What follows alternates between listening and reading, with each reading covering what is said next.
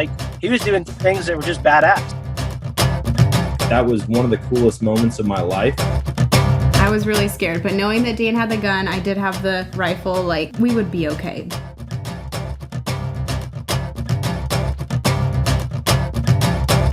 All right, guys, welcome to today's show. And on the show with me today, I've got Brian Krebs. And Brian reached out to me. Gosh, it's been a couple months now. And he reached out. He's like, dude, I love your show.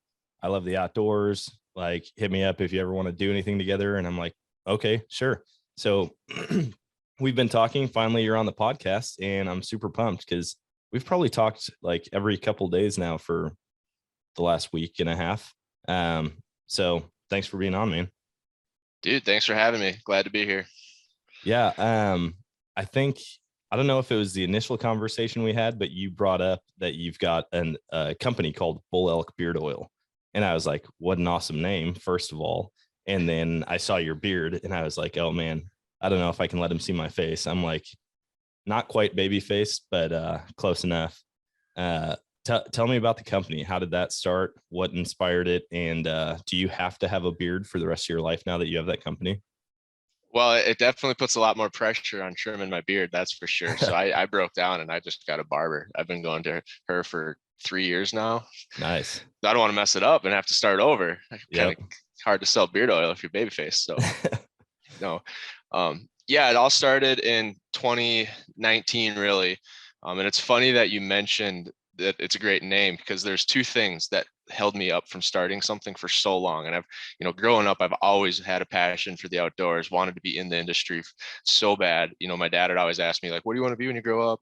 And I'll be like a professional football player, just confidently, nonchalant. Yeah. And he'd be like, well, that's great and all, and give you the whole dad speech, but you might want to come up with a backup plan. I was like, oh, that's easy. If that doesn't work out, I'll just be a professional hunter. Yeah. And he's always laughing, like, I think it might be easier to be a football player, to be honest. And obviously it is a lot of work to be in the industry. And so I've always thought about it and always tried to get in. I love the job I have, working for a company designing, electronics for big green off-road vehicles, if any of your followers can put that together. Yeah. But I do want to be, doing things outside, being in the outdoors. And I wanted to start for so long, and I've started making my own beard oils because it was fun, kind of a DIY, can do it at home, mix up some scents, and it started going well. And I was like, I could turn this into a business. But the two things that were, always holding me back was taxes. I don't know how it's going to affect my tax returns, how to start charge sales tax, what states do, what states don't. How am I supposed to know what county people live in and figure out what their local taxes are? And then the name. I'm like, I can't even think of a good name. Like, how am I possibly gonna be a successful businessman if I can't think of a good name? And this bothered me for like a half a year. Like I'm embarrassed to admit how long that held me back. And during this time, I had my once in a lifetime North Dakota elk tag at the same time. And so I'm working out like every day, double headers, 4 a.m. cardio at the gym, doing powerlifting after work not every weekend, but most weekends that I was free, I was driving across the state to scout. And I spent like 16 days scouting that summer out in the Badlands looking for elk, sleeping in my truck or sleeping on the side of the road. Just putting everything I had into it because North Dakota's got some monster bulls. I mean, I'm talking huge. For a long time, the number 3 bull in the world was shot in North Dakota. It was a 437. I didn't know that. Yeah, it's a 437, and it was the first year they opened up the season. Ironically, that guy shot that bull probably, based on his land ownership, like 5 miles from where I shot mine.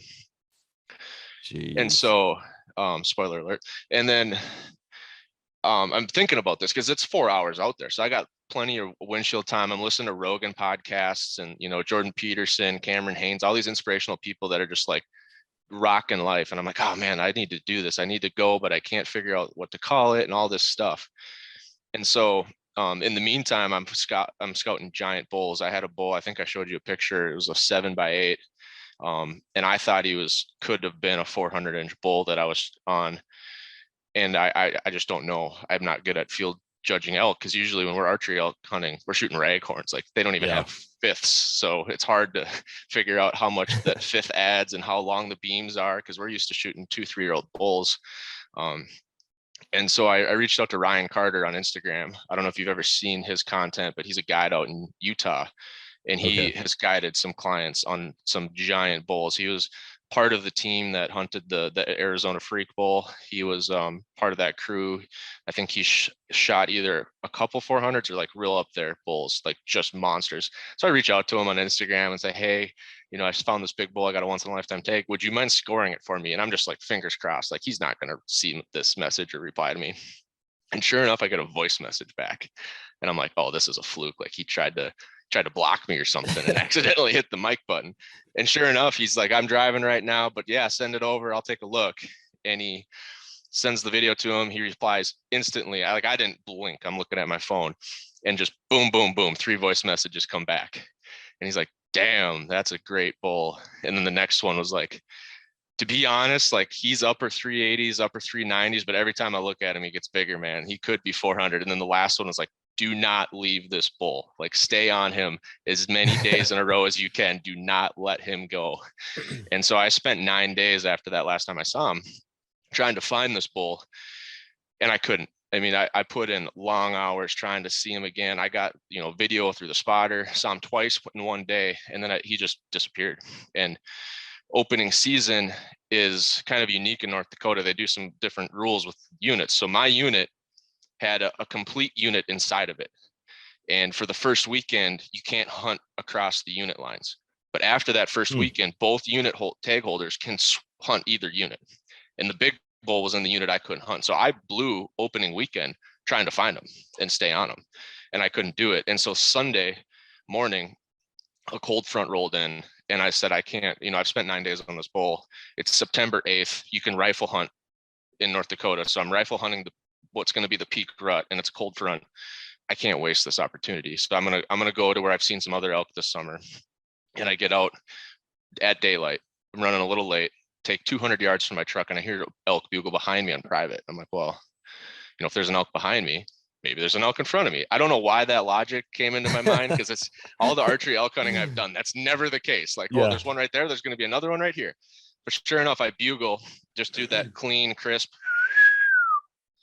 And I'm like, I wonder how long I got to wait. That was pretty good. Well, you got to improvise if you forget your reeds or you drop one in the mud. And I'm like, I wonder how long I got to wait. And about the time I finished thinking that, a bull bugles right in front of me, like close, like 300-400 yards. And so I take off, and my heart's pounding, like all the time I've put into this. And I've at this point in my life, I've eaten 4 archery elk takes.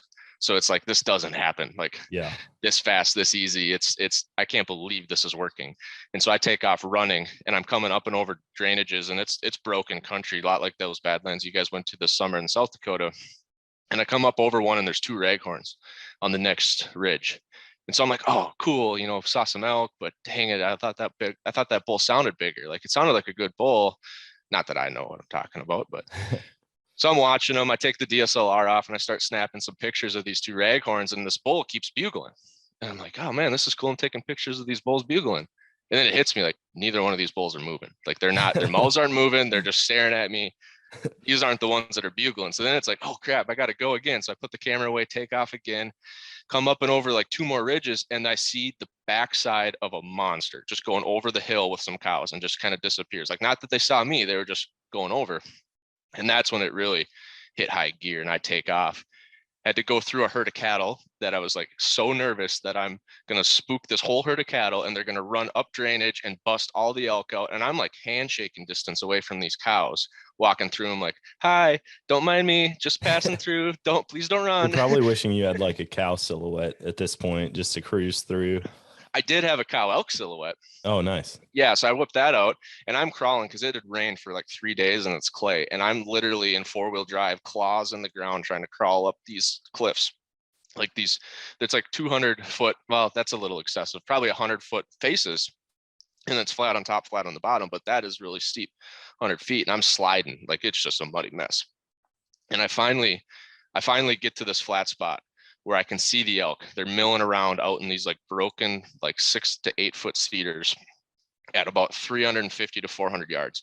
The problem is that's a complete open country between me and them. So I'm grounded. I can't do anything. So I pop the decoy up next to me, and I'm starting to lightly cow call just a little bit. The whole time this bull's bugling like every 5 minutes. It's like, it is textbook what you want a bull to do. Just keep making noise so you know where he is. But I can't see him. And so I'm looking with my rifle scope because the elk are out, and I'm not gonna waste time with the spotter at this point, because if I see him, I might get like 2 seconds and I'm not gonna have time. And I look at this cedar at like 425 yards, and it's just getting demolished. All I see is this cedar just like Dude, this whipping is back like and out forth. of a dream, man. This whole hunt experience is literally a picture perfect elk hunt. And I look through the scope at 25 power, and I can see only his fourths and fifths destroying this tree. I can't see anything below that. And I'm like, this is a monster. Like, all I can see is his fourths and fifths, and I'm going to shoot him like 100%. And so I text my brother, shooter bull at 400 yards, 10-inch fourths. And he texts me back, and he knows all along I have high standards for this hunt. And he goes, dude, I don't know if a 4-inch fourth is a shooter. And right at that time, I'm like, oh, sorry, 10-inch fifths. And he's like, oh, that changes everything. That's definitely a shooter. Meanwhile, he's in the middle of church service back home because it's Sunday morning. And so I'm holding on to this bull with like everything I got. I got my rifle set up. I'm on him. Every time a cow walks out of these cedar thickets, I'm doing the fire drill, right? Like, safety off. There's an elk. Oh, shoot, it's a cow. Like, all right, get the heart back down, get the heartbeat back down. And we go through this for 45 minutes. I'm on rifle for 45 minutes watching these cows slowly come out, like one every 10 minutes. I got like 4 or 5 of them are already out, and then like one a minute, or one every 10 minutes for another 45. And I'm trying to cow call, but I'm like, don't mess this up. Like, they're in the open, like they're literally open country between me and them. So I don't want to call too much and bust the cows, but this bull's not moving. He's just destroying this tree. And so finally, the last big cow comes out. It's like an older looking cow. You've seen some elk before. You kind of know, like, you're like, okay, that one's more of a nanny looking cow. Yep. And she just looks back, and she gives like the nastiest elk call. Typically they're that meow, meow. She's like, meow. And like I literally was, I was literally like, what the heck was that? I've never heard that before. And just like that, he stops raking that tree and starts walking out. And I'm like, oh, dude, that must have been like, let's go, Jerry, we're late. Yeah. And so I'm on him now. Like, now I know I can see his tops coming through the top of the cedars. And he walks out at about 375. I quick dial for the little adjustment. I thought he was going to come at 350. And I shoot, and just that crisp, get back on him. I had a bipod, so I got back on him pretty fast. And he's tumbling down one of those faces, like 30, 40 feet, just rolling. Oh my gosh. And I'm like, just the wave of weight that leaves your body when you shoot a bull of like that caliber. And I'm sure you've been in the same spot listening to some of your podcasts where it's like, when you pull the trigger, there's nothing that causes more anxiety than the time between when you pull the trigger and when your arrow or bullet lands. Like you're just like, I hope this works. I don't know what's going to happen. Always try to make the best shot you can. Well, seeing him roll down, I mean, I'm shooting a big bullet, a 200 grain, 300 short mag bullet. I'm like, oh, it worked. He lands in a pile at the bottom. I can't really see him land, but I can see like saplings just going crazy and legs and tines. And I'm like, oh, he's done. Stands back up. Oh no. And I'm like, all right, I can play this game. And I rack another shell. He's walking right at me. I shoot, and he just does that like if you were to punch like a 400 pounder as hard as you can, and it just doesn't even phase them. So they just absorb it. I'm like, all right, do it again, shoot, does it again. And now I'm out because my gun only holds 3, and I don't hunt with a full chamber just for safety. So I'm digging through the pack trying to get one more out. By now he's cut the distance about 75 yards, turns broadside, and I shoot again, and he just drops. I'm like, oh, I forgot. Now he's closer. I probably hit him in the spine. Yeah. And then I watched him through the scope, and he quit breathing within like 10 seconds. Dude, a lot of the Eastern hunters don't get the whole shoot until they quit moving. Oh, dude, yeah, like they're used to shooting white-tailed deer, or I mean, predominantly white-tailed deer. But when I got out to Colorado, all my buddies were like, "Dude, you pull the trigger until it is done moving, they're down." Because if it gets out of sight, it could go into the deepest, nastiest hole that you'll never get it out of, or you might not ever find it. Yeah, the rule I tell myself and anyone I hunt with is shoot until they're down and stay on them until they're done. Yep. So like I don't keep shooting them if they're just laying on the ground like doing that last breath, because I don't want to wreck the meat. But if they stand back up, it's game on, like he did. And then it's finally like it was the wave of weight had lifted, and the stress was gone. Like it was just like everything melted away. And I'm just sitting there like crazy. Like, I can't believe this happened. Like, it's one of those, like you said, it's a dream. Like, this is not real. Like, somebody like pinch me or punch me or something, because this isn't real. I call my girlfriend at the time, now fiance, and tell her, and she's just jacked. She's like yelling to her dad because her dad's 102, and he's like, he shot one, he shot his bull. And I'm like, all right, I gotta go. I gotta call my dad, my brother. I call my brother. He answers his phone in the middle of the church service, and it's like, dude, that's awesome. Gotta go. My cousin was at the church too, and they like look at each other from across the congregation because they both get the text at the same time. Neither one of them probably paying attention. And so it's just this awestruck moment. And when I walked up to this bull, like you've probably done when you walk up to it, you're just like awestruck by how magnificent these animals are, like just monster animals. And it was raining, so his fur was full of water, and it gets that like beaded up kind of look. And I just remember looking at his beard, and his beard, the dark fur on his neck was all beaded up, and it just looked like ruggedly badass. It was the only way I could describe it. And it just hit me in that moment. Bull elk beard oil. That's so sweet. And that's like the most epic story to come up with a product name I think I've ever heard. Yeah, I don't know how I got to that. I mean, I've been thinking about this all summer long. I've been chasing elk all summer long. And then it's like it all came together. And in that moment, I knew instantly that there was no more if I'm going to do this. I'm going to do this, and it's going to be called bull elk beard oil. And it's, it's so many thoughts went through my mind in that moment, but it was like, I just don't want to sell beard oil to sell beard oil. I want to design a company for the outdoorsman, like unashamed about it.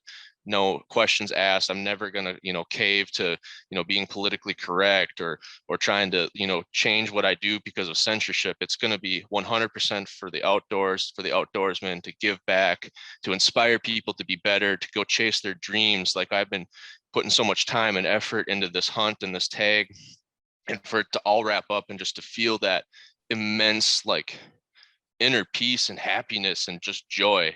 It's like, I want to do whatever I can to inspire people to go get that for themselves, for whatever it is. I mean, I don't care if you're an underwater basket weaver and that feeling comes from winning the, City of Atlantis championships.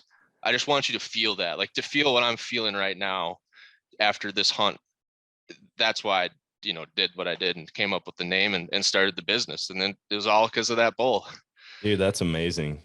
The only thing that the story is missing is coming across a like tax advisor in the middle of it. And then you've got all your problems solved in one go. Ironically, my dad mentioned like, hey, to his tax guy, because my dad has a couple businesses and he has a tax guy that he works with. And he kind of casually mentioned like, hey, Brian's trying to do this. And he's kind of had some questions about taxes. And the tax guy's like, oh, he only has to worry about sales tax in his own state. Like it doesn't matter in any of the other states. The only way he'd ever get caught is if the person that bought the beard oil got audited. And they were like, picky enough to track back, did he pay taxes on that beard oil? So he doesn't even have to worry about it. I was like, oh, well, all right. I guess if that's the case, I'll just go with it. And Shopify sets up all the local tax districts anyway. Dude, man, that's amazing. Well, congrats on the elk. Did you score it right away? Did you find out?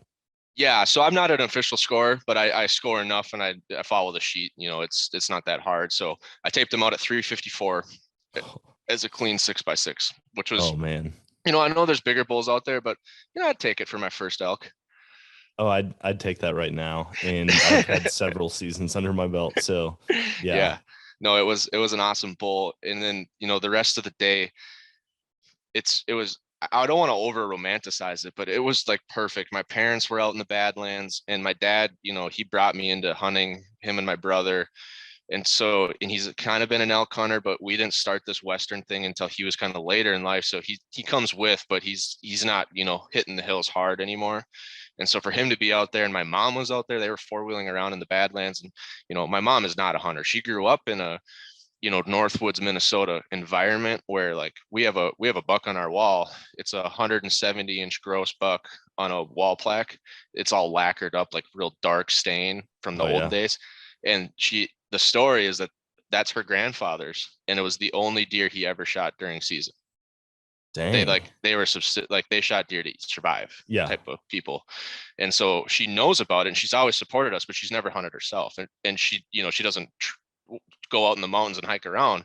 But the beautiful thing about North Dakota is she was able to get to that bull 1.25 miles off the road because of the terrain, and we found some ways to get in that was easier. So she got to see this bull up close and personal, and take awesome. pictures of me and my dad breaking them down. Like, it was like, you almost can't paint a better picture for what you would like in an elk hunt, to put in all that hard work. Like, you don't want it to be easy, to have fun, to see elk, to see big bulls, for it to, the bugling and the cedars mixed with the yellow grass, and it just gives you that great scenic view, and the cows, and and then your family to be there with you. I couldn't do it again better if I tried. It's clearly God's plan. Yeah, I tell all my buddies here, I'm like, you have to get out and experience elk hunting. It's a whole different ball game. Like, you're not just looking at a 40-acre bean field. Even if you don't pull the trigger, it's going to be one of the more amazing trips you've ever taken. And I know you mentioned you guys didn't start Western hunting until late. Your dad was later in life. What did you guys grow up hunting? We were the kind of the typical Midwest firearm, like traditional deer camp firearm season. And then my dad did some bow hunting earlier in his life, kind of drifted out of it, probably got busy in business, starting, a body shop and gas stations and a trucking business, and probably just drifted out of it a little bit. And then pheasant hunting, big pheasant hunters. My brother's president of the Pheasants Forever chapter. I was treasurer at like age 14, 15, I think, which That's meant cool. My dad was treasurer, and I just got to carry the checkbook to the meeting. Yeah. Firearm safety instructors in the family. I'm working on finalizing my instructor training course right now. All I had to do is assistant teach a course, and I'll get mine. So that's really what got me in to the outdoors. And then for some reason, I don't know if I saw Hunger Games or what, but I just always wanted a bow hunt. Yeah. And my dad would just not buy me a bow because I was growing so fast. And he didn't know that you could buy like those mission bows that were adjustable. So he's like, I can't buy you a bow until you're done growing, man. So he'd buy me the $50 thing from Fleet Farm and the little plastic kit, and you could barely get an arrow to stick in a target. And I probably shot the strings off of it. And so finally one day he let me buy a bow with my own money at like age 14. And so we go to the pawn shop, or not the pawn shop, the archery shop, but bought a used bow at the time and got it all tuned in. And then he'd drive me out to hunt, and him and mom would sit in the truck and kind of have just chill out while I'm sitting in the tree, trying to hope this deer walks by, not knowing anything of what I'm supposed to do. Right. Like I'm 4 feet off the ground because dad wouldn't let me go any higher, and just sitting there having the time of my life. So that's awesome, man. Yeah. I love just hearing people's stories of how they got into it and what like the progression was. My story is very similar to that. Where are you at now as far as like favorite thing to hunt? Is it archery, elk? Man, I knew you were going to ask me this question because I've listened to every one of your podcasts. And so I was thinking about it on my way down here to Iowa. And the only answer I can give you is like, there's 3 different phases, right? To me, nothing burns hotter and more fierce than archery elk. That's like gasoline on a dead Christmas tree. It's white hot, it's short, it's fast, it's explosive. You wait for it all year, and you got 7 days, and you hit it as hard as you can. It's fun. You're with your buddies and road trips, and like you said, no matter what happens, it's an adventure, right? The hunt is the adventure. If you get to bring one home, it's just like a bonus. But so that's nothing burns as bright as that. But I also would say the dull fire that, keeps the cabin warm all night long. That's whitetails, land management, shed hunting, anything to do with like stewarding the outdoors and raising bucks, that yearly chase on trail cameras, watching them grow, trying to plant them, in a strategic way. So they're at your tree stand at 20 yards broadside, looking that tree that you cut down and planted, and all that hard work. That's the slow burn that keeps me going all year long. And then I like to mix in some like type 1 fun, fun in the moment stuff. The shed hunting where you're just going out with the dog and picking up antlers. Antelope hunting is like that in a way. You get to sleep in a little bit later. You don't have to wake up early. It's more just fun, relaxing. It's not grueling like some of the elk hunts can be in the moment. It's like that type 1 fun, that easier laugh fun, and than the look back and cherish like the type 2 elk hunt, pheasant hunting, stuff like that. But I'd say, that's kind of the answer, I guess. It's It's complicated. No, I get it. I mean, for me, the archery whitetail, there's something about hunting deer in the rut, watching deer on trail cameras, doing habitat improvement. I love elk hunting, but I have yet to archery elk hunt. And so I think that could be a huge game changer. Because like when I go out rifle hunting, it's almost always post rut. Like you'll hear bugles. Calling doesn't really do anything. Yeah, I think if I had a screaming bull in my face, nothing would ever compare. I can't imagine the thrill of having that, like, especially being out of sight, just like right on the other side of something, and you hear it and it's just like, oh my gosh, it's go time. This is all happening. I've watched video after video of this. And then to think like the anticipation of that coming down the line potentially in a couple seconds or minutes. Oh man. Yeah. I'm already getting pumped. It's crazy. I mean, so I'm sure you've probably heard someone bugle in a bugle tube or something, and you're like, dude, it's cool, but it's loud. Like, can you point that the other direction? Yep. We've had bulls. I don't know how they do it, but when they bugle, your chest rattles. I can't understand it. It's like you're standing next to the speakers at like an EDM rave. Yeah. It's just, and you're like, we're gonna go chase whatever that is. Like you could easily see that being like a 20,000 pound animal, as loud as they can bugle. And I think it's partly the mountains and the hardwoods and the black timber. It echoes, and I don't understand how they can make that much volume and that much force. It's insane. I've had a few. I'm lucky enough to have a few close encounters with bugling bulls. I've never had the opportunity to draw blood myself. My brother is, man, he's got that lucky rabbit's foot. That's all I can say. I mean, he's killed 4 bulls. I think it's 4 with his bow. One was a 260, one was a 308, and 2 raghorns, if I'm counting correctly. And 2 of the bulls, I was standing next to him, shoulder to shoulder. And at this point, he shot a really dandy bull with his rifle early. And is he just quicker on the draw or what? No, he's got the lucky rabbit's foot. I don't know. I don't understand. I think I shoot more than he does. You know, he has a bow to archery elk hunt. He doesn't bow hunt whitetails. He doesn't do any real bow hunting. The only reason he has a bow is to hear elk bugle. So, and he loves it. Obviously, he's super passionate about it, but he doesn't like shoot quite as much as I like. I just like shooting. It's just a hobby of mine. We both call a lot. Like we practice our calling. We're both good at calling. My brother's actually 51. He's a half brother, and I'm 27, and I'm 6'2". He's 5'10". So you can do the math on the mountain. Like he's not outrunning me. He's in good shape, but you know, it's not that either. It's just, I think he's just lucky, and he's smart. He's really intelligent. So I think he's got that going for him, where he's very analytical. So he'll put himself on the right side of the tree. Okay. And maybe I'm just not quite as sharp and not putting myself in those same spots. But, you know, the first elk I missed with my bow, we walk out, bulls at 53 yards. I do everything perfect because 2 days before I did everything unperfectly, and I blew an opportunity at a 6x6 at 30 yards because I didn't stop him. I thought I needed to range it because it was at an angle, and he got away. And looking back, I knew it was 30 yards. I could have killed him with my 40 or my 20 pin at that distance with my bow. It's easy to stop him. You just, This time, everything perfect. Range him, stop him, draw, shoot. There's a branch like 6 inches in front of my arrow that was out of sight of my housing. So I never knew the branch was there, and my arrow just sails 20 yards over this bull's back off the side of the mountain. Oh my gosh. Bull kind of jumps, looks back. My brother just comes out of the woods like a Mohican and just, how far? How far? And I'm like, like 57. Shoots.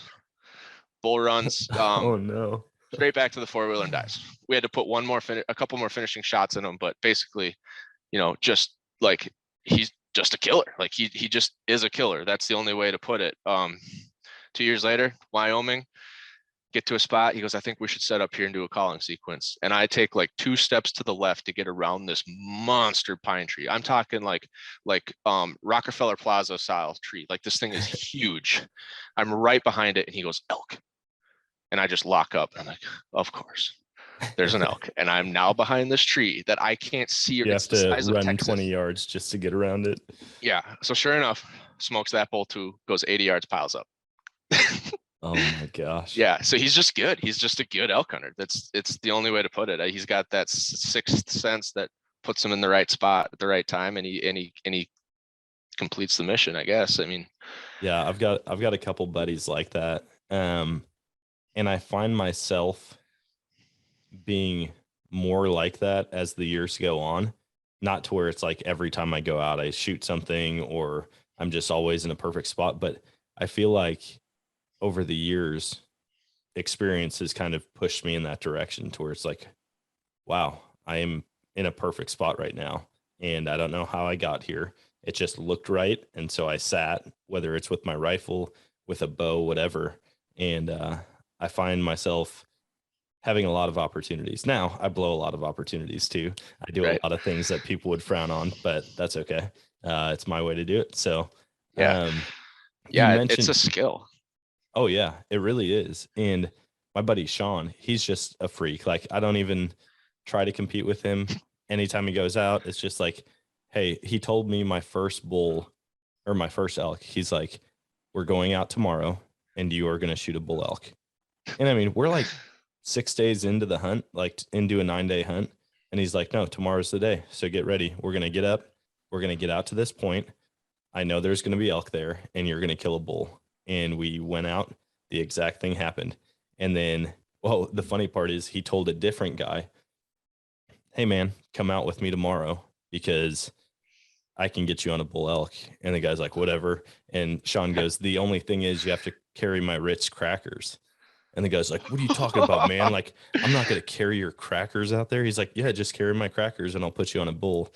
And the guy's like, whatever. And he got all upset, didn't come out. And then we get on a bull elk and I shoot it. And he's like, could have been his, but he didn't want to carry the crackers. What a power move. Oh yeah. So does that mean you carried his crackers then? I did. Yeah. I put them in my side pouch. I've got one of those long pockets that's on the side of my bag. Oh yeah.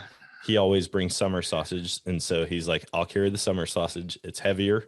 You carry the crackers. That's I thought it was just like complete power move. Like, oh no. I mean, there was utility to it also. I mean, we were gonna eat crackers and sausage on the mountain. So yeah, it's like carry my socks and then I'll take you out. Yeah. No, so. He's just a killer, man. Every time we go out, he knows he's phenomenal at like reading topography, reading maps. He can tell you right where animals are. Even before we get out there, he's like, they're going to be right here. And I'm like, dude, I don't know how you know this, but I mean, I do know. It's like 18 years of elk hunting experience. So yeah, that's the thing out. I'm excited to build. You know, I think I've had 7 elk tags now. And so I'm just eager to go as much as I can and learn as much as I can. And because to get to that point, you'll never get there if you don't just start going and start trying. And to be able to have that confidence in what you know and where you know the elk are going to be and to put it all together in a plan. You know, when I get an elk, usually it's because I winged it in the right direction. Yeah. And I can't wait to be like out there 30 years from now and my son has a kid of his own and he comes out and I'm like, yeah, man, this is my 33rd year of elk hunting. And to just like sit back and enjoy and point them in the right direction, like that kind of experience is amazing to me. I love getting new people out hunting anyway. So I got to touch on something you mentioned just briefly earlier, and that's shed hunting, because we had a conversation the other day. You've got a dog and you enjoy shed hunting. You actually invited me on a trip that I'm super pumped about. So why don't you talk about shed hunting, what that's looked like for you? Yeah. So, it's just something about finding a nice A-frame Morton building in the woods, that just gets to me. No, just kidding. Every time I tell someone that I'm a big shed hunter, they look at me like the building. What are you talking? No, I did. Yeah. I had someone do the same thing at church. I was like, yeah, I'm going to go shed hunting after work. And they're just like, you have to buy a shed. And I'm like, what? Oh my, no, dude. Yeah. Like it didn't click to me at first when they asked that question. It threw me off, but yeah, that's awesome. No, yeah. I don't know. I don't know why I enjoy shed hunting so much, but I do. It's just something about picking up an antler. Probably just because I'm addicted to antlers, and you can only get, $1 a year per state, and it's expensive and hard. But shed hunting, you have a good day of shed hunting, you can find, I've brought home more antlers in one day than, multiple seasons of hunting with a bow or a gun. And so I got hook, line, and sinker into it. I had a buddy growing up that was kind of half related to one of the property owners that, my uncle that owns the farm, and it was like a removed marriage or something, but he was also good friends with my cousin, grandson of the owner. So he would hunt out there, and he was a big shed hunter, and he had a dog. And so I was almost like that, fanboying and saying, hey man, whatever, like I'm 16, 18 at the time, can I just walk with you a day and learn, like whatever, can I just join, like teach me how to do this? This is awesome. Yeah. So we go out, he's like, okay, we'll go to one of my spots and then we'll go to one of your spots. And the last year I went to my spot, we found like 9-10 sheds. So I'm like, oh, this is gonna be awesome. We're gonna find 30 for sure. Didn't find a shed at his spot, his magical spot. Didn't find a shed. Dang. So we go to our farm that he kind of casually bow hunts, and we're walking around. It's hard. It's a tough year. And his dog just walking through canary grass, all of a sudden picks out a shed, just ninja. And I'm like, how did that dog find that? And he's just like, it's the dog, man. I've seen this dog dive into a snowbank and pull out a shed. So, jeez. And that instant, I was just like, this is the greatest thing ever. And driving home, I was just like holding the shed. He's driving, I'm in the truck. I'm just holding the shed. He's like, dude, can I have this? And he goes, no, it goes in the collection. And at the time, I was so angry. Like, this was my farm. I invited you. This is my shed. And it wasn't even a big shed. It was like a 40-inch. I'm like, you found so many bigger sheds than this. Doesn't even matter to you. I didn't say any of this, obviously, but inside I was feeling that emotion of like jealousy a little bit. Yep. Now, knowing what I know about shed hunting, typically it's, finders keepers, no matter whose farm it is. And then, people have all kinds of rules. Like if you shoot the buck later, they switch back and forth or whatever. But so it wouldn't have bothered me now, but that moment I'm like, fine, I'm going to go home and take my 12-year-old lab and train him how to find sheds tonight. And we're going to go back out tomorrow and find the other half. And so I took like 2 cutoffs and hit him in the library, or sorry, not the library, the living room. And like, he like picked them up because he saw me put them down. And I'm like, oh, he's trained. Let's do this. And we're walking out, and we're walking across this field that didn't get harvested. So they planted it into turnips as a cover crop. Okay. And I'm walking, and I'm like, I can cover this whole thing because it's flat and it's turnips. Yeah. And I'm walking across, and my dog's walking right next to me, clearly not shed hunting because it's 12 years old. And I spent 13 minutes trying to get him to find sheds. And I hear this tink. And I'm like, what was that? And I looked down right there, would have walked right by it, 58-inch shed that is tooth hit. And it was a buck that we called stickers. It was a 5-point with a kicker right off the brow. Literally the only antler on the whole farm I wanted to find because it was the side with the kicker, just right there. Would have walked right by it. Would not have. Oh my gosh! Me thinking I can cover 50 yards left and right, not even close. Jeez,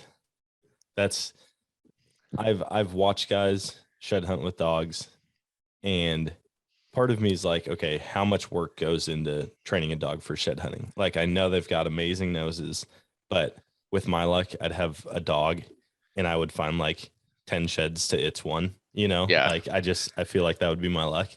But to hear stories of people who have well-trained dogs and they go in a spot and it's like, you might as well not even walk in it. You just direct your dog through it and they'll pick out sheds.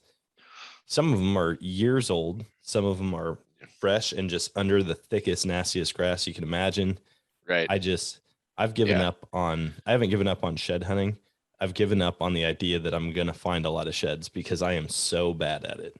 Yeah. Well, ironically, that dog just happened to walk into that one almost. Yeah. He was a great hunting dog, great pheasant dog, but he just found it by pure chance. And that was the first shed I found. So I was instantly hooked, but we don't find a lot of sheds on our home farm. I hunt it every year because it's the home farm. I'm never going to give up on it, but I've probably found 4 or 5 sheds in 10 years hunting that farm, versus the, 70, 80 I've found other places. So, and then when I finally built my house, I got a dog, and I was like, the only reason I wanted a house and get out of an apartment is so I could get a puppy and train him how to find sheds. And so I got Grizz. He's a yellow lab, and I worked with him to train him a little bit in obedience, and then I worked out a deal with the breeder, so he maintained breeding rights of Grizz in exchange for just let me buy him, because he didn't want to let him go. But I wanted him so bad because he had like good potential. He was a great looking dog. He's one of those dogs that could be on the cover of Ducks Unlimited. He just has that iconic yellow lab look. And That's it's awesome. kind of a shame that shed hunters don't have as much downtime as waterfowl guys. These waterfowl guys get the best pictures of their dogs. They really do. There's so many cool pictures out there of duck dogs, and my dog's out there covered in mud, running through the cattails, can't see them and anything, and trying to get a picture. It's like on the fly and it's blurry. Yeah. And so I don't get a lot of good pictures on that. Sometimes I'll throw one back out and have him go retrieve it while I'm ready with the camera, so I can get him like mid stride with an antler in his mouth just for the gram. But yeah, that's my other thing. I would have to hire a photographer if I had any hopes. I bought a camera. I've bought so many camera accessories over the years. I've got 2 Tacticams. I've got almost nothing on camera. Like, I just don't. It's hard. I get out there and I'm like, all right, I'm hunting. And then I come home, my wife's like, did you get any content for like Instagram, TikTok, take any pictures, videos? I'm like, nope, nothing. Not a single thing. And she's like, oh, okay. I mean, if I shoot something, I'll take a picture, but other than that, I just don't think about it. Yeah, it's tough to do. In college, I got onto the bowhunting.com forum site. I don't know if you've ever heard of it. It's kind of like Archery Talk or any of them. Yeah. I got super involved with everything they posted. I fell in love with the idea of filming, and I'm 21, 22 at the time in college, thinking I'm going to do this. Like, oh, I could do that. That looks so easy. All I do is get a camera arm and just point it at the deer and then shoot the deer. And so I asked them, like, hey, I want to be a pro staff member, not knowing. I mean, have you seen the show Bow Hunter Die? Oh, yeah. You know? Oh, okay. Yeah. So, yeah, that was the show. And so those guys put out some really high quality stuff. And I message them, be like, hey, I want to do this. And they're like, what's your, okay, show us your portfolio. I was like, oh, I don't have a portfolio. I just want to do it. They're like, well, a little bit more to it than that. How about you start as a field staff, like a brand ambassador? I was like, all right, whatever, to get in. And then I did that, and just being around all those guys inspired me. So I got a video camera and a camera arm, but I found it was just so hard to get everything to work. And, my problem was, besides inexperience and probably a lot of technical skill and capability, I'd forget like one piece of the package at my dorm and drive all the way 2 hours back home to hunt. And it's like, well, I forgot the camera base. So the whole weekend for filming is gone. So I just hunt. And eventually I was like, this is just too stressful to try to get this all to work out. So I sold it all and bought just a DSLR for photography. And now I put that on my shoulder strap of my bino harness, and it just hangs right here anywhere I go. So then I found it's a lot easier to take still pictures. Deer come out in the plot, I just take it off, shoot some pictures, mess around with some light settings, have some fun. And it's a little bit easier. It gets tricky when something comes out you want to shoot. I did get some pictures of Bert, that buck I told you about, as he came into the plot one night. I snapped like 3 quick pictures, made sure one of them was at least clear, and then put the camera away, locked in. And I was like, I'm not unhooking my release at all in case this buck comes in. Yeah. So dang, that's awesome. Yeah. I have been in the same boat as you with just having like the one piece gone. I think it was this first day I went out bow hunting this year. I ended up shooting a doe. I had a new camera arm from last year. I had all of these accessories. I have it all in my bag. We stayed out at the hunting property, wake up, and I'm like putting it all together, making sure everything's in my bag. And I realize just the mounting plate is gone. And I'm like, hey, at least it's going to be a lighter hike in. Like, right. Yeah. I dump everything out of my bag. I'm like, forget this. I didn't bring anything out. And of course I shot a deer. I have yet to get a deer on camera. Even this year, I brought my nephew out. It was his second time ever hunting. I brought him out. He sat with me. I have a camera. I have my cell phone. And I even walked through with him. I'm like, dude, when a deer comes in, like, I'm going to hand you this. You're going to record everything and we're going to get awesome footage. And I had a small doe come through, and I gave him the camera, and I'm like, dude, video this. Like, it's practice for when the big guy shows up. He did. Everything was flawless. I showed him how to zoom on it, everything. And then a big doe came through. Didn't hand him anything. Didn't say like, hey, record. Just shot it. Then a buck comes through, gives me about 12 seconds of opportunity, pull the trigger. And I'm like, man, even with a little camera guy with me, I can't figure it out. No, it's tricky. And then, the times that I would figure it out, I'd shoot, and the doe's like 28 yards. I had a doe duck my arrow by 6 inches. And it was like, you frame by frame it. And it's like, this knock is going right for its heart. Yep. And by the time it gets there, it's 6 inches over its back. I'm like, I can't even kill him with like my bow. I might as well forget about the camera for now and just try to figure out how to shoot underneath these deer so they drop into my arrow. Yeah. If it's not windy, I hate the 20 to 40 yard range for archery whitetail, because they can hear the arrow, but they have enough time to drop.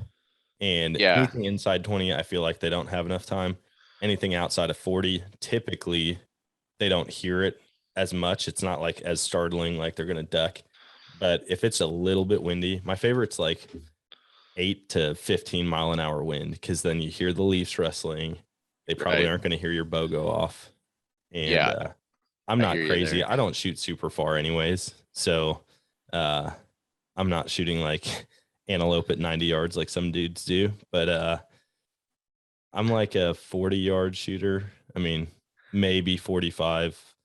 I say that I'd probably push the boundaries if like a monster showed up that I'd never seen before. But yeah, I'm kind of in that boat. I mean, I shoot to 100 yards with my bow on target. Yep. And I feel pretty confident in it. I'm probably holding 10 to 12 inch groups, which, I mean, if you were to actually put a 10 to 12 inch group in a whitetail, you're probably going to kill it. The problem is it going to be a good shot, or is it just going to die? And is that deer going to still be there in a second and a half that it takes your arrow to go these long distances? And so that buck that I had, it was the biggest buck I've ever seen in my life, 160 inch buck. We've been chasing him for 3 years, and he was at 50 yards broadside in my food plot, calmer than can be.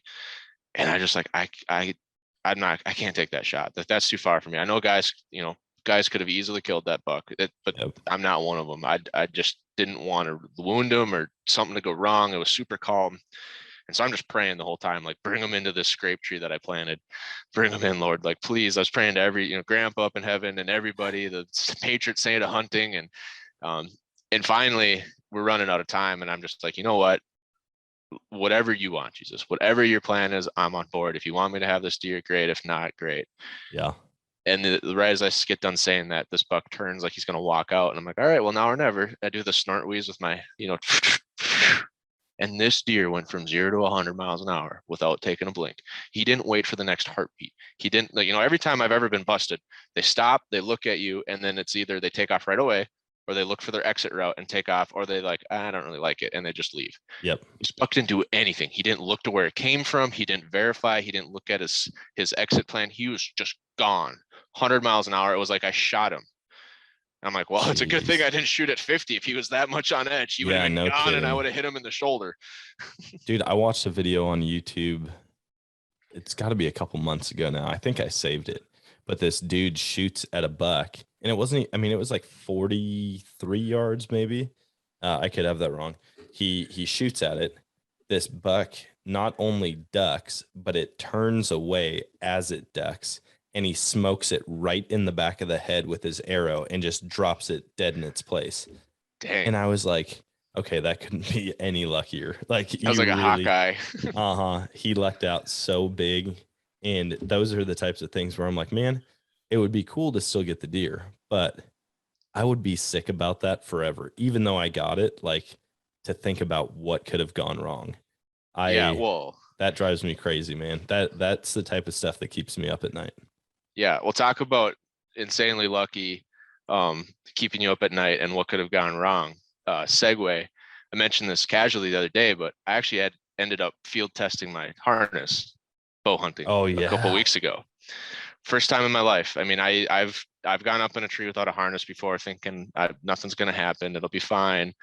And then, as realized, as most people eventually do, like, that's dumb. Like, it's just dumb. just put your harness on. So now I always wear a harness. And yeah, I was going up. I usually put my bow across my shoulders, and I have a 10-inch stabilizer. So I tuck it under my vinyl harness strap and lock it down. So it kind of just rests there. For whatever reason, it kept wanting to like tilt backwards off my shoulders. So I had to kept like pulling it up. And so that was kind of just annoying, but it's happened before. And I'm climbing up and it's cold. It was one of those cold snaps. And I think I accidentally hit the top step and unseated it.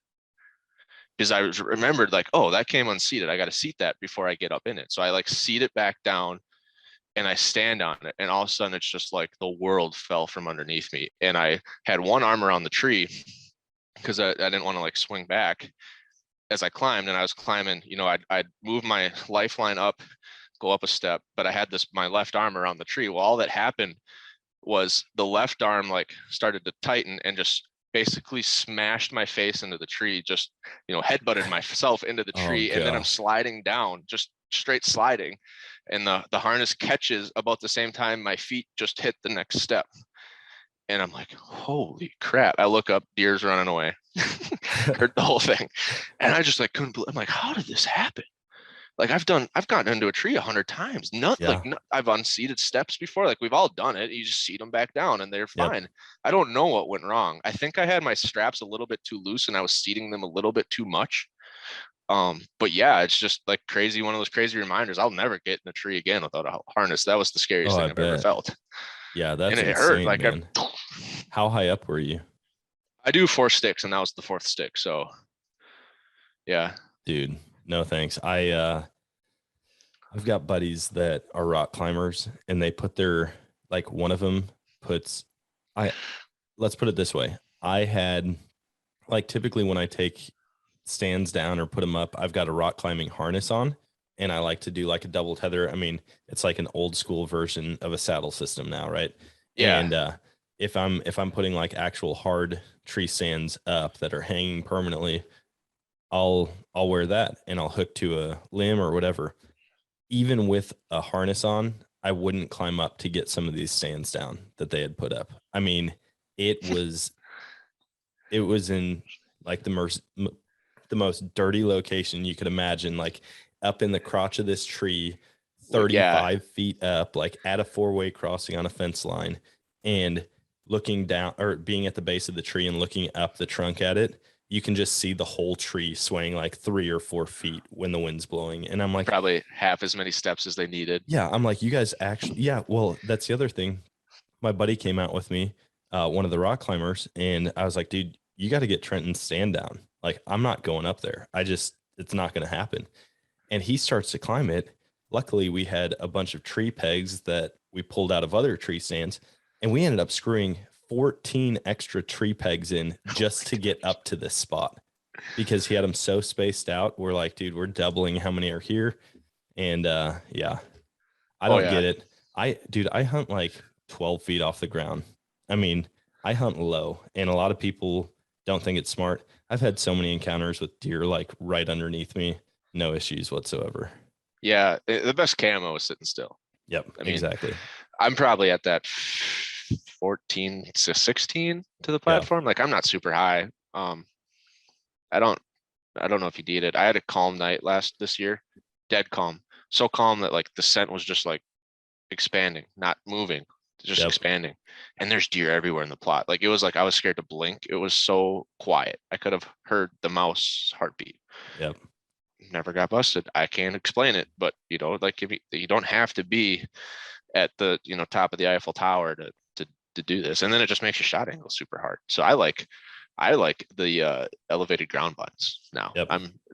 If I'm bow hunting and I'm trying to shoot does specifically, like early season where I don't really think a big buck's going to come out before dark, I'm hunting in my 6-foot elevated hard walled blind that I built to kill does out of. It's so much more comfortable and easy. And yeah, it's brilliant.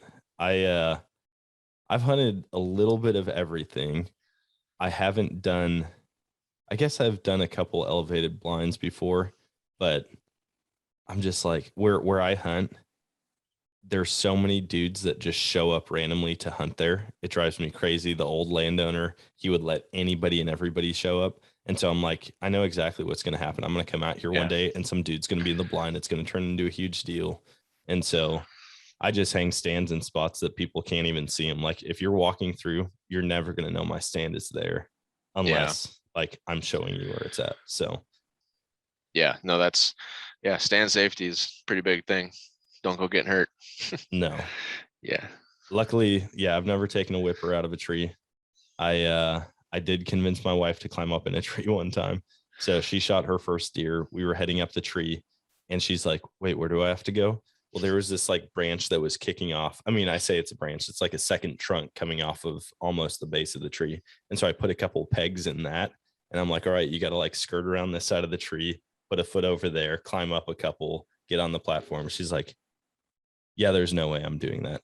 Like we can go home. I'm not climbing up this. And I'm like, no, you're good. You're good. I promise. She didn't end up doing it. She ended up going up over my stand because I was going to film for her. I was up higher than she was, like to her right. And she ended up going up and over my stand and dropping down to hers. And I was like, sorry about that, babe. She's like, I was almost done hunting before we ever made it to the tree stand. Like I will never climb into a stand like that again. I just have to take that into account next time because I'm I've used had to the climbing same in sketchy experience. situations. Same experience as you. Got my fiance into hunting. Well, she's hunted with her dad and stuff, but then she had to take kind of a longer pause because she went to pharmacy school. And so last fall, I convinced her to come out bow hunting with me. And she had the bow, she was hunting, but we go to my tree stand. Well, I'm 6'2", she's 5'4". So I was trying to kind of maximize my height with 4 sticks. Well, she's trying to do the splits up this tree to get the next foot on the, and she gets up in and, I'm, just like you probably were, you go up first and then you stand on the first stand and hang the second and then step into the second. So I do that. And so I'm up in the tree like, you can do it, whispering, you can do it. You can do it. Let's go. Like, take your time, but let's hurry. And so she gets up and she goes, that was not fun. I don't like this. Can we go back to the ground blind? Well, I convinced her, luckily, to try it again for the gun season. We hunted in a dual set, and she got her first deer with a gun from a tree stand. I forgot the shooting pole for her. That we were going to use one of those Primos, trigger sticks. Yep. And just put it on the base. Well, I forgot that at the truck. So I had like a broken branch that I offered her as like a peace offering when the deer came out, and she looks at it and just like drops it off of the platform and freehands this deer with a shotgun that was not fitted for her and got her first buck. Nice. That's cool. At least something good came out of it. I was like, if my wife hadn't shot her first deer, I don't know how many times she would have gone out after that. Yeah. Early success is good when you're trying to get people into the outdoors. That's for sure. Oh, definitely. Well, I would assume that this question's coming next. What if you could hunt anything, any weapon, what would it be? And it doesn't have to be like this is the only thing I ever hunt, but what's your number one bucket list hunt? Where and what weapon?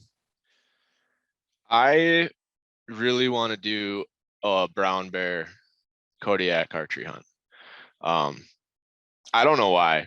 I've never bear hunted in my life, but I want to do that just because I feel like if you could do that, you could do anything. And like if you can face a brown bear, like I think they get like 13 feet long.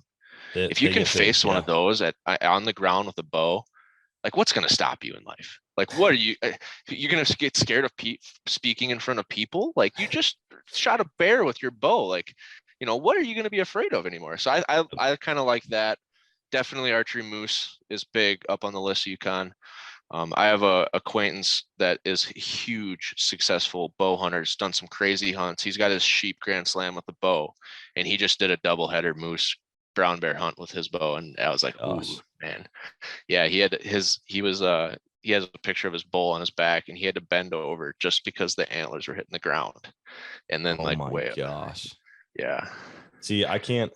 I feel like if I did that, I could pair moose up with something else or bear up with something else, but I feel like I couldn't pair them together for one hunt. I would have to separate them. I don't know why. I just feel like it would take away. Yeah, I feel like it would take away from one having already done the other one like in the same trip. And so I'd probably do like a like a caribou moose hunt, Yeah. or like a wolf and bear hunt, something like that. I feel like would be a lot of fun. The guy that did this, he's probably one of the most accomplished bow hunters I personally met. Like, I haven't met Cameron Haynes or Joe Rogan or any of those, insane bow hunters, but he's insane. He shot I think it was his doll sheep at 116 yards or 107 yards. Holy cow. And he was the story I heard, which is from other people, but I believe it, is that he was at such an angle that he was leaning off a cliff, shooting straight down, and his guide was holding onto his bino harness to keep him on the mountain. Dude. And see, I'm not about to die, man. I love hunting, but I told my buddy on the mountain goat hunt, I'm like, listen, I'm not dying for your mountain goat. It's just not going to happen. Yeah, he's insane. He hunted 3 trips in 47 days for his first shot opportunity at his stone sheep. Holy cow.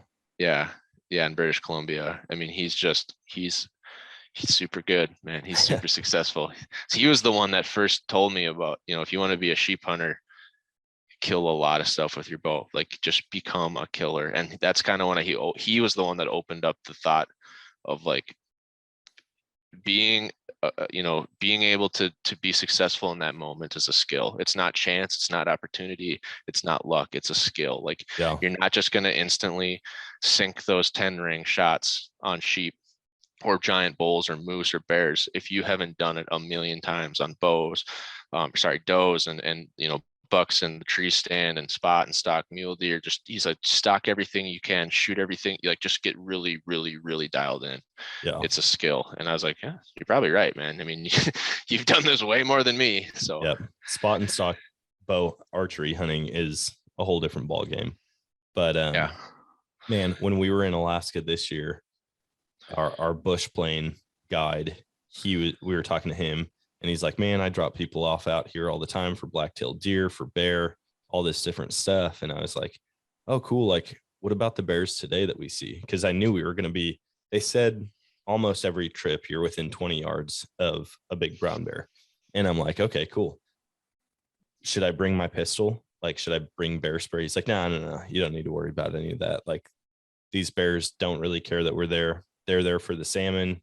They don't even pay any attention. They see us literally twice a day, every day for some of them 30 years.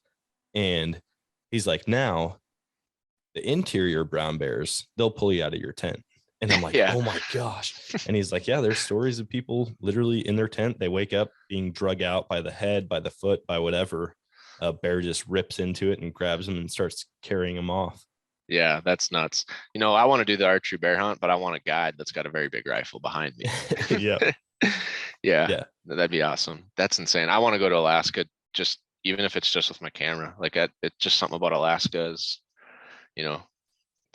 mystical, and you feel like it's one of those adventures where you'd never know what you're going to find up there if you go. Like, oh yeah, it's the greatest place on earth. I mean, I haven't been everywhere, but there's nothing that even comes close to it.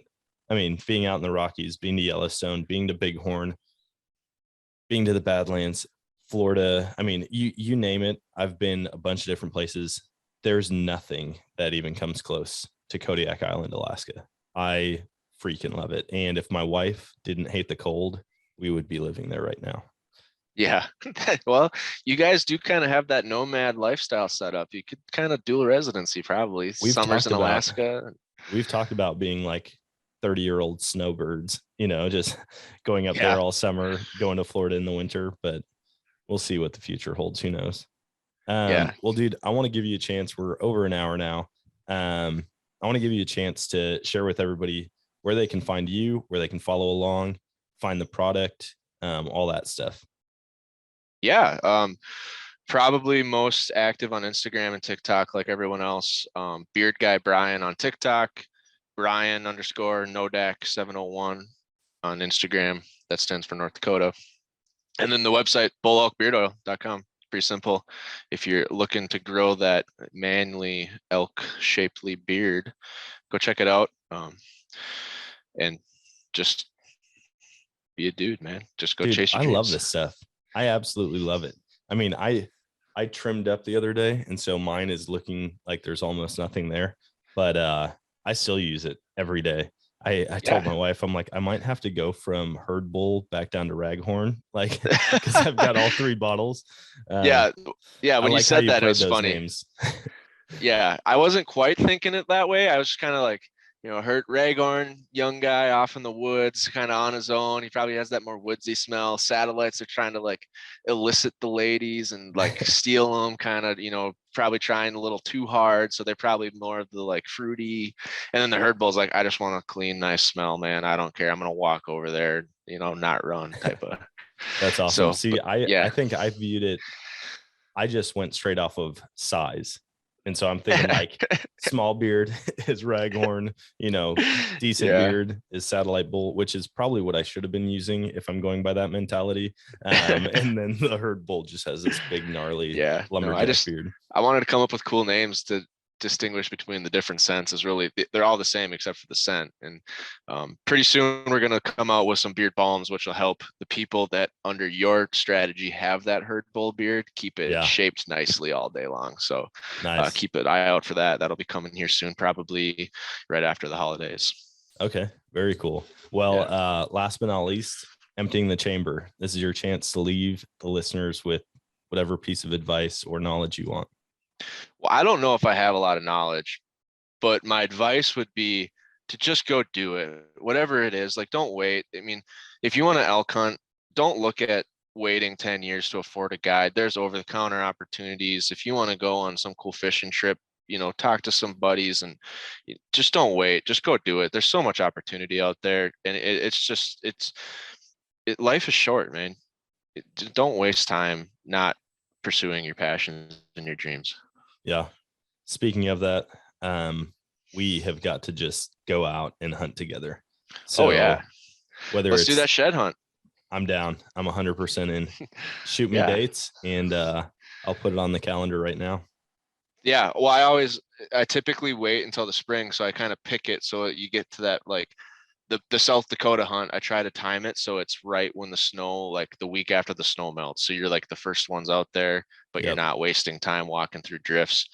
So it's kind of flexible, and then, spring weather, anything can happen, but I try to get there at least twice a year because it's just so much fun. It's kind of like elk hunting. Win or lose, it's the adventure's worth the ride. Yeah, totally. Well, I'm in 100%, man. Thanks for the time, and we'll stay in touch. Yeah, thanks for having me.